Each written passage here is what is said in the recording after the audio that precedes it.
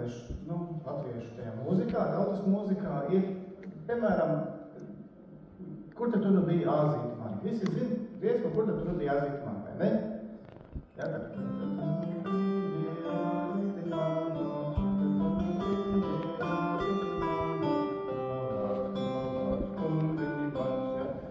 Bet ir ērgļos pierakstīta dziesma, kur tad tu nu biji Āzīt mani, pavisam citu melodiju. Un to mēs varam nodziedāt, to mēs varētu izpētīt un saprast, kādas ir šīs dziesmas. Bet ir, protams, daudz dažādu stāstu, un ir daudz dažādu dziesmu, un ir daudz dažādas mūzikas, ko ar kokli var spēlēt. Kokli ir mans instruments, mans mīļākais instruments, ko es esmu spēlējis no jaunības. Un stāsts man sākās ar to, ka sēdēja bija radio raidījums no Tautas krātā dziesmu pūra. Es ar folkloru nebiju pazīstams nemaz. Bet man ļoti patika tā melodija. Ieklausieties jūs arī.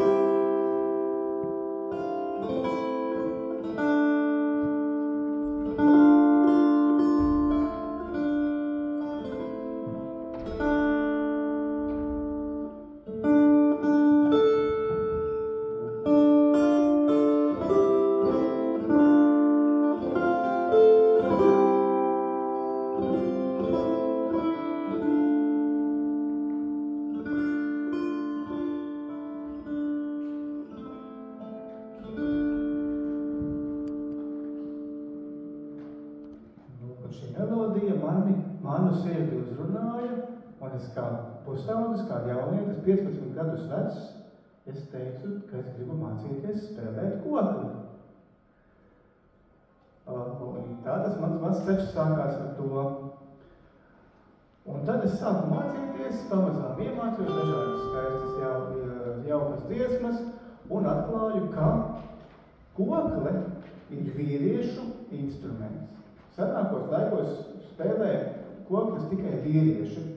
Tagad ir, uz divu roku pirkstiem saskaitāmi vīrieši, kuri spēlē koklis. Bet tas jau nekas, ka nav daudz, spēlēt var un spēlēt vajag. Un ar koklēm tradicionāli agrākos laikos un arī tagad spēlēja pamatā dančus. Jo tā nav tādu, dziedāšana kā pavadījums, bet kā solo instruments. Tad es paspēlēšu dažus dančus.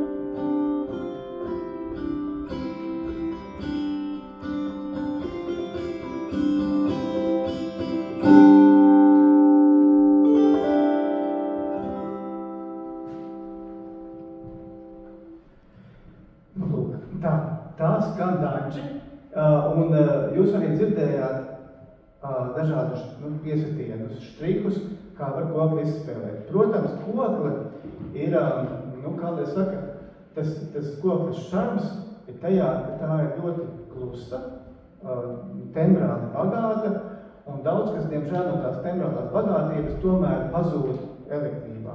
Ja, tā, mēs pa vadiem laižam, tad tas viss kaut kur bišķi pazūd, bet tad, kad jūs pieliekat kokli pie to koklis spārnu, pieliekat pie auss, tad tā ir pavisam cita pasaule, ko jūs varat sadzirdēt šajā te. Caur to, tieši pieskaroties. Iesaku jūs kādreiz pamēģināt, tā kā tāda iespēja ir. Man patiesībā viena koklīte līdzi šeit, pēc koncerta var iedot tieši tādu akustisko variantu paklausīties. Jo koklēšas spārns ir rezonators. Un tas skan, dod to koka to tādu īpašo, to skaņas pārneses veidu. To pat var salīdzināt ar tādu tēlājumu, ja jūs gribat, iztēloties, ka visa pasaule sastāv no vibrācijām. Viss, kvantu līmenī ir vibrācijas, tā saucamā stīgu teorija. Jūs zināt, kas tur tā teorija, ka visa enerģija sastāv no tādām sevi savērtām stīdziņām, kuras tur vibrē ļoti smalkā tādā vibrācijā. Un tad ir tie mums, piemēram, iedomājies, ka tā stīga, viņa vibrē, viņa sava skaņa ir tas viens tonis. Cits atkal vibrē citā tonī.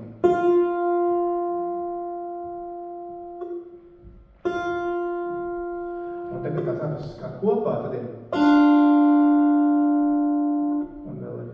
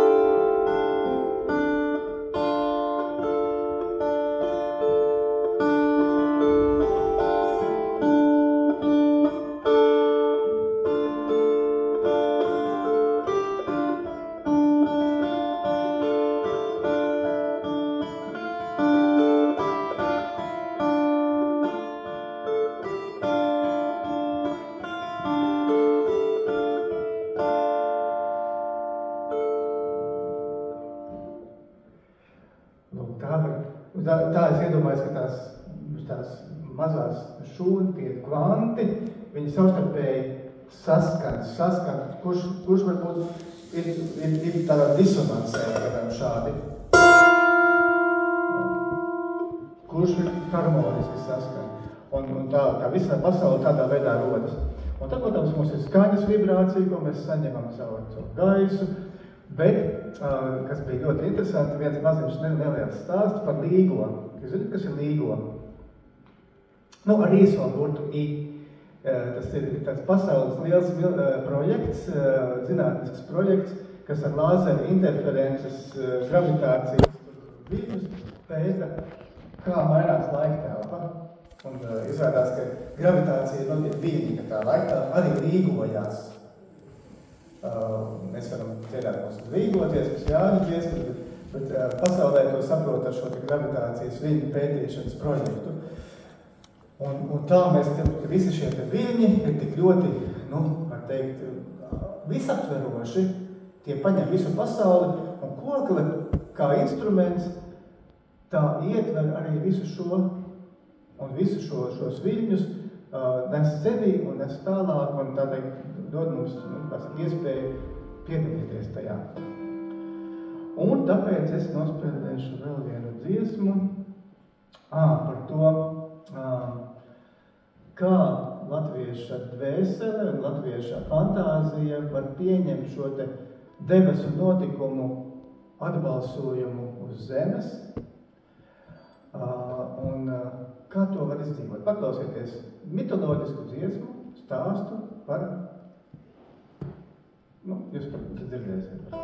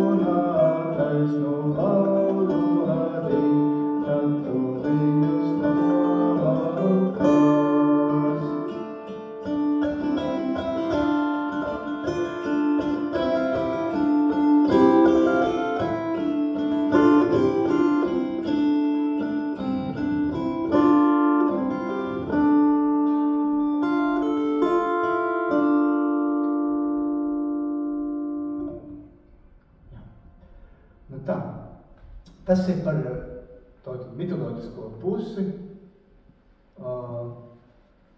un it kā tāda sena dziesma, bet ar koklēm ir tā, ka kokle var, būt arī moderns instruments. Ar kokli spēlē mūsdienās dažādās vietās un dažādas dziesmas, un arī es savā repertuārā neesmu palicis pie tādām senām dziesmām, lai tas bija tas sākotnējais, kas man patika. Bet man ļoti patīk viena šāda dziesma, kas ir, ko dziedāja Ieva akurāti arī kādreiz, esot no Zviedru tautas dziesmas, tulkota un kā saka, pārmantota. Bet tur ir mazs atklāts stāstīns par to, ka, pēciet, koklis ir, tas vārds, nosaukums ir no vārda koks. Un koks, tas ir, var teikt, kā lai saka, tāds dabiskākais materiāls, no kura gatavo visdažādākos instrumentus, un es pat teiktu, ka jebkurš mūzikas instruments, kas ir gatavots no koka, faktiski ir koka. Gan ģitāras, gan violis, tas ir koka instrumenti. Tas, ka mēs saucam par kokmēm pamatā šādus te Latvijā, tas ir tikai mūsu Latvijas tāda īpatnība. Citās valstīs, citās tautās, tur ir citādāk instrumenti, un, protams, arī citādi nosaukumi. Piemēram, tas ir tādas krieviem tur ir gusļi, un ukraiņiem, teiksim, ir bandūra, vai vēl kaut kāds tur citi, un lietuviešiem igauņiem vēl, attiecīgi. Bet zviedriem es tāpēc ir par klavierēm. Kalpa zēni, kas spēlē klavieres. Zināt to dziesmu? Var dziedāt līdzi.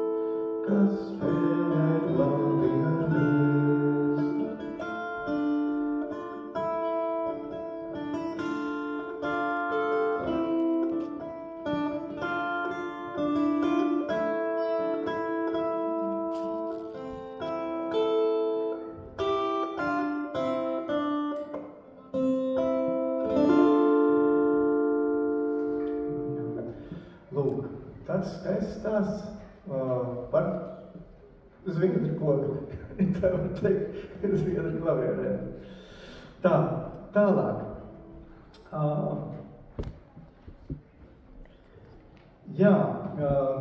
Par Ukraiņiem mazliet pieminēju, tagad mēs daudz domājam par Ukraiņiem.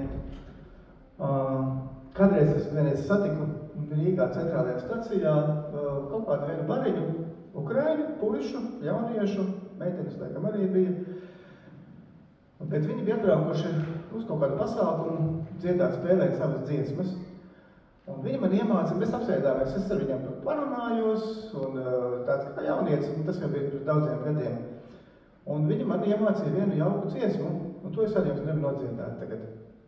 Ukraiņu tautas dziesma par kazaku. Kaut kā ļoti minorīgas dziesmas šodien visu pavilka.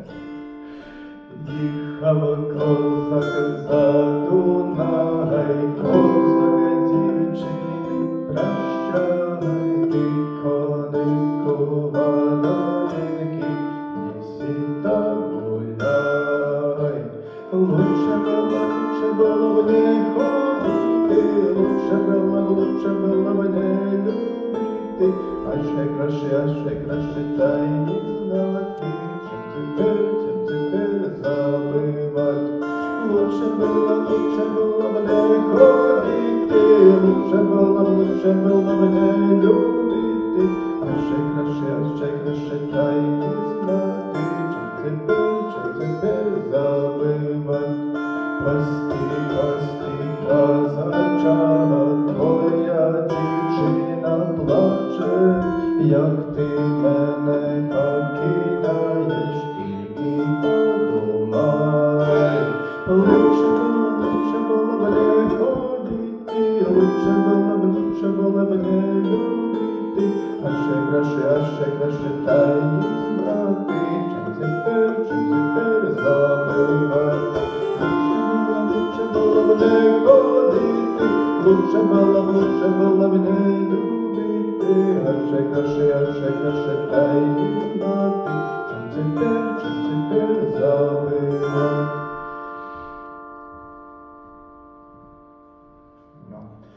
Nu tā, tur par mīlestību. Saprot, ka kazaks kaut kur brauca projām, un meitene viņu nevarēja aizmirst, un tad viņi bēdājās par to, kā tad var pamest to meiteni, ja tur jāiet prom karā droši vien. Tā. Bet atgriežoties pie... Nē, vēl neatgriezīsimies pie tautas dziesmām. Vēl man ļoti viena mīļa tēma ir garīgās dziesmas. Un, te man ir jāpārskaņo mazliet. Tā, to viņās pārskaņošu.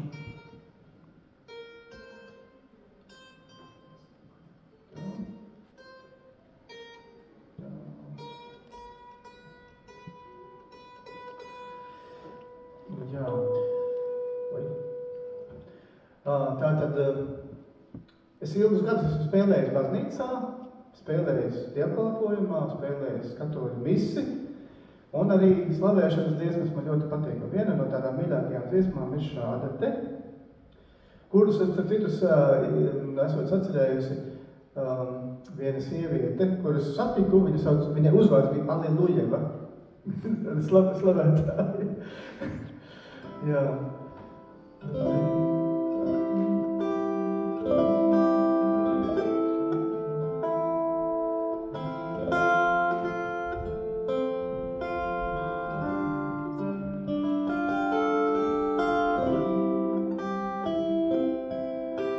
Uz eļas pārna es uzlieku lūkšanu savu, lai aiznes viņš to uz debesu dārziem, kur mazais bērns Jēzus un Terēze mazā, lai pārvērš šo lūkšanu brīnišķās rozēs,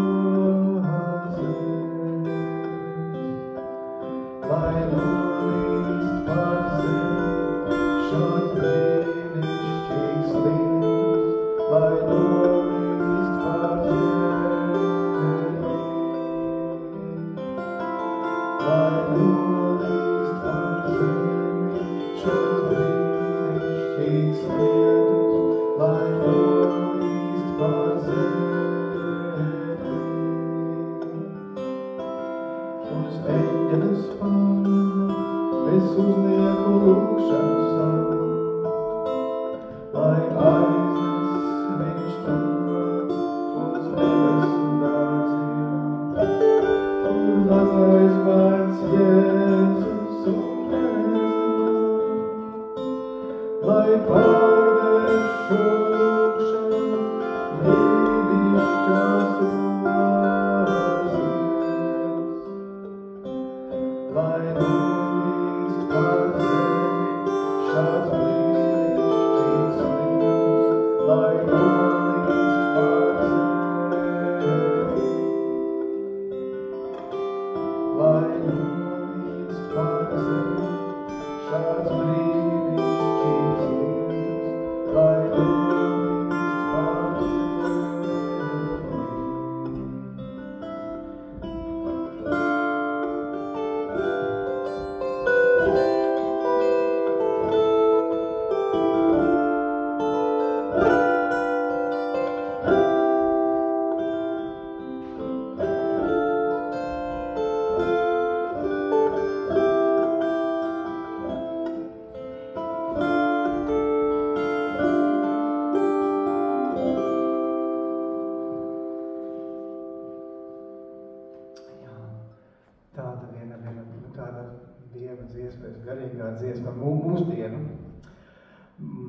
Vēl kāda ļoti jauka dziesma ir, ko dziedāja Valdis Attāls. Man, gandrīz vai tāda kā tautas dziesma, bet ko es atcerējos ir viena indiāņu sieviete, kurai, diemžēl, pašai nebija bērna, bet viņa to tādu skaistu dziesmu ir uzrakstījusi un vēl tādu melodiju.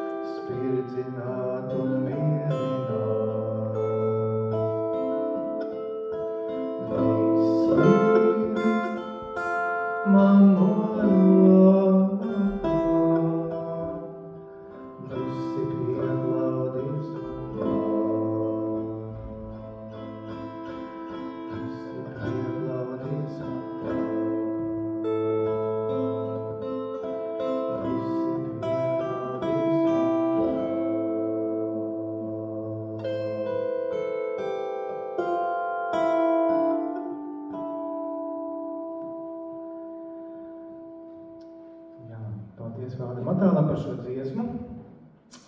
Un tagad mēs esam mazliet gatavi atgriezties vairāk pie tautas mūzikas, tautas dziesmas.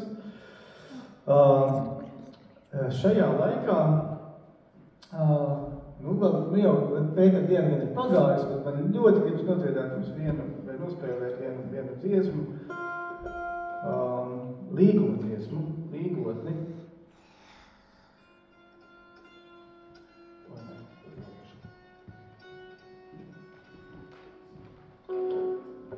Ko mēs parasti Jāņu vakarā dziedam, tad, kad saulīte riet.